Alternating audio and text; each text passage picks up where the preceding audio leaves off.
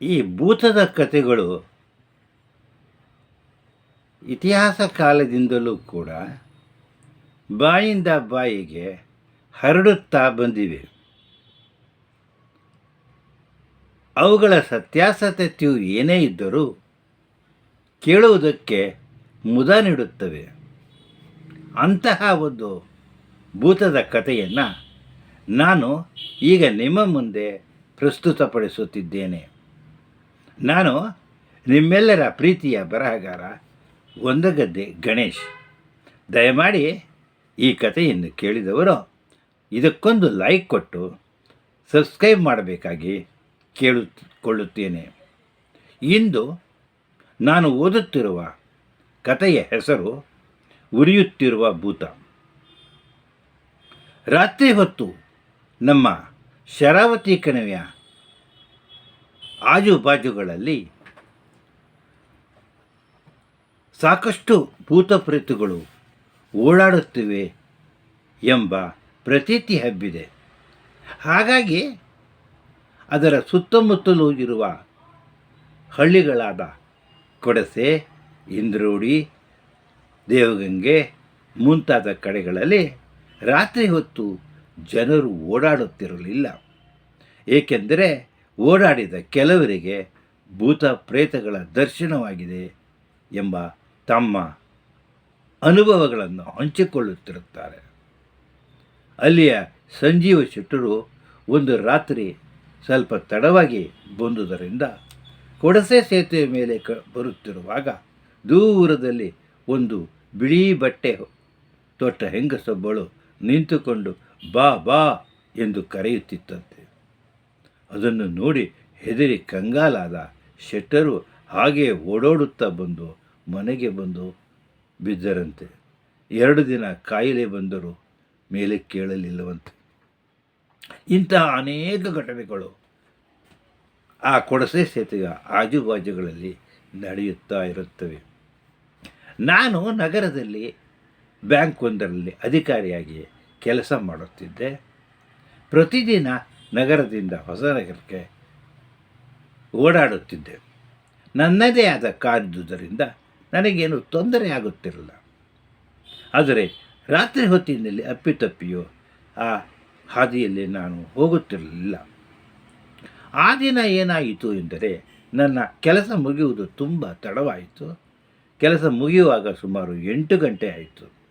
ಹೊರಟವನು ಹೊಸ ಮಾರ್ಗದಲ್ಲಿ ಹೋದರೆ ಸುಮಾರು 10 ಕಿಲೋಮೀಟರ್ ಸುತ್ತಿ ಹೋಗಬೇಕಾಗಿತ್ತು.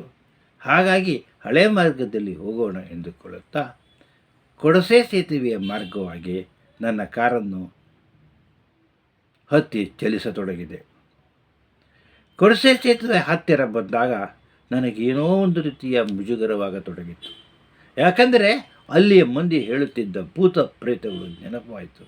ಅಲ್ಲಿ ಬಿಲ್ಸಾಗರ, ಕೊಡಸೆ ಸೇತುವೆ, ದೇವಗಂಗೆ, ಇಂದ್ರೋಡಿ ಮುಂತಾದ ಆಜು ಬಾಜುಗಳಲ್ಲಿ ಶರಾವತಿಯ ನದಿ ಹರಿಯುತ್ತಿತ್ತು. ಈ ನದಿಗಳ ತೀರದಲ್ಲಿ ಭೂತಗಳು ಓಡಾಡುತ್ತವೆ ಎಂಬ ಅನೇಕ ಕಥೆಗಳನ್ನು ಕೇಳುತ್ತಿದ್ದೆ. ಆದ್ದರಿಂದ ಅಲ್ಲಿಗೆ ನಾನು ಬಂದಾಗ ಸ್ವಲ್ಪ ಭಯವಾಯಿತು. ಹೆದರುತ್ತಾ ನಾನು ಕಾರನ್ನು ವೇಗವಾಗಿ ಓಡಿಸಿಕೊಂಡು ಬಂದೆ.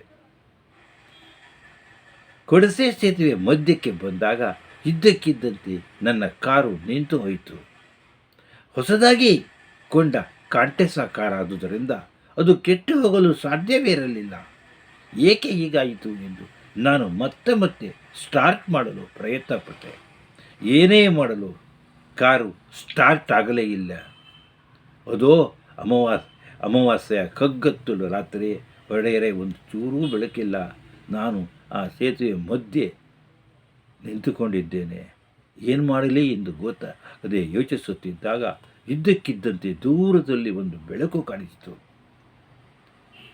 ಏನಪ್ಪ ಅದು ಎಂದು ಕಿರಿ ಹಿಡಿದು ನೋಡಿದಾಗ ಅಲ್ಲಿ ಒಬ್ಬ ವ್ಯಕ್ತಿಯು ಇಡೀ ದೇಹ ಹತ್ತಿ ಉರಿಯುತ್ತಿತ್ತು. ಆ ಉರಿಯುತ್ತಿರುವ ಬೆಂಕಿಯಲ್ಲಿ ಆತನು ಓಡುತ್ತಾ ನನ್ನ ಕಾರ್ ಕಡೆಗೆ ಬರುತ್ತಿದ್ದ. ಕಾಪಾಡಿ ಕಾಪಾಡಿ ಎಂದು ಕೂಗುತ್ತಿದ್ದ. ನನಗೆ ಏನು ಮಾಡಬೇಕೆಂದೇ ಗೊತ್ತಾಗಲಿಲ್ಲ. ತಕ್ಷಣವೇ ಕಾರಿನ ಬಾಗಿಲನ್ನು ಮುಚ್ಚಿಕೊಂಡು ಹಾಗೆ ಕುಳಿತುಕೊಂಡೆ. ಸೀದಾ ಬಂದವನು ಆತ ನನ್ನ ಕಾರಿನ ಮುಂದಿನ ಗ್ಲಾಸ್ನ ಕಡೆ ಕೈ ಊರಿ ಬಾಗಿಲು ತೆಗಿರಿ ನನ್ನನ್ನು ಕಾಪಾಡಿ ಕಾಪಾಡಿ ಎಂದ. ಇದ್ದುದರಲ್ಲಿ ನನ್ನ ಭಯ ಮತ್ತಷ್ಟು ಜಾಸ್ತಿ ಆಯಿತು. ಏನೇ ಮಾಡಿದರೂ ಕಾರು ಸ್ಟಾರ್ಟ್ ಆಗಲ್ಲ. ಇಷ್ಟರಲ್ಲಿ ಆ ವ್ಯಕ್ತಿ ಕಾರಿನ ಬಲಭಾಗಕ್ಕೆ ಬಂದು ಅಲ್ಲಿ ಗಾಜುಗಳನ್ನು ಕುಟ್ಟತೊಡಗಿದ. ಕಾಪಾಡಿ ಕಾಪಾಡಿ, ನಾನು ಸುಟ್ಟೋಗುತ್ತಿದ್ದೇನೆ, ಕಾಪಾಡಿ. ಅವನ ಕೂಗಾಟ ಹೆಚ್ಚಾಗತೊಡಗಿತು. ನನಗೋ ಭಯದಿಂದ ಉಸಿರೇ ನಿಂತ ಹಾಗಾಗಿತ್ತು.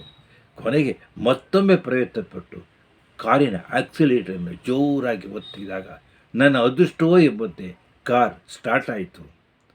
ಹಿಂದೆ ಮುಂದೆ ನೋಡದೆ ಕಾರನ್ನು ಚಲಿಸಲು ಪ್ರಾರಂಭಿಸೇ ಬಿಟ್ಟೆ. ಆತನು ಕಾರಿಗೆ ಅಡ್ಡ ಬಂದರೂ ಕೇಳದೆ ಅವನ ಮೇಲೆ ಕಾರನ್ನು ಓಡಿಸಿಕೊಂಡು ಹೋದೆ. ಆಗಲೇ ಆತ ಹಿಂದಕ್ಕೆ ಸರಿದ.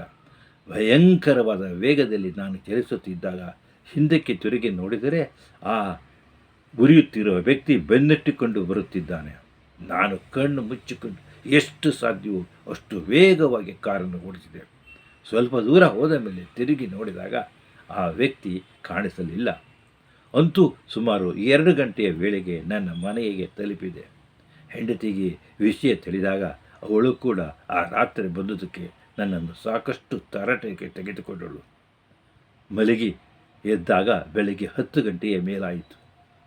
ಈ ವಿಷಯವನ್ನು ಊರ ಮಂದಿಗೆ ತಿಳಿಸಿದಾಗ ಅವರೇನೂ ಆಶ್ಚರ್ಯ ಪಡಲಿಲ್ಲ. ಸ್ವಾಮಿ, ಇದು ಆಗಾಗ ನಡೆಯುತ್ತಿರುವ ಕ್ರಿಯೆ, ನೀವೇನು ವರಿ ಮಾಡಬೇಡಿ.